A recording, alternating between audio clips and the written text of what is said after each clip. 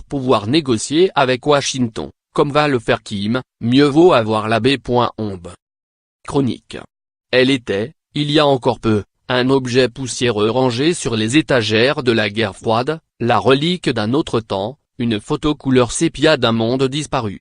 Avec l'avènement d'Internet et de la mondialisation triomphante, à la fin des années 1990, on avait presque fini par oublier l'arme atomique, n'étaient les efforts des frères ennemis de l'Asie du Sud, l'Inde et le Pakistan, pour s'en doter dans les années 1990.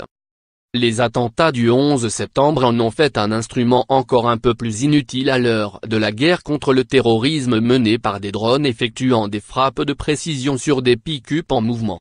Barack Obama rêvait même tout haut, dans son discours de Prague, le 5 avril 2009, de s'en débarrasser une fois pour toutes. Cela lui a valu le prix Nobel de la paix, à défaut de réaliser son rêve. Mais Internet s'est révélé diabolique et la mondialisation malheureuse. À la faveur de la crise financière de 2008, les États sont revenus en force.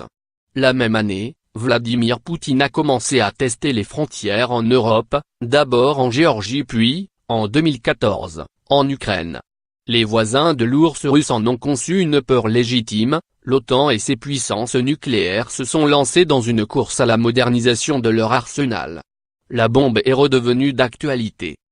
Au même moment, la question nucléaire iranienne est devenue le principal sujet de la diplomatie mondiale, mobilisant des efforts sans précédent afin d'éviter une course à l'atome dans la région la plus conflictuelle du monde.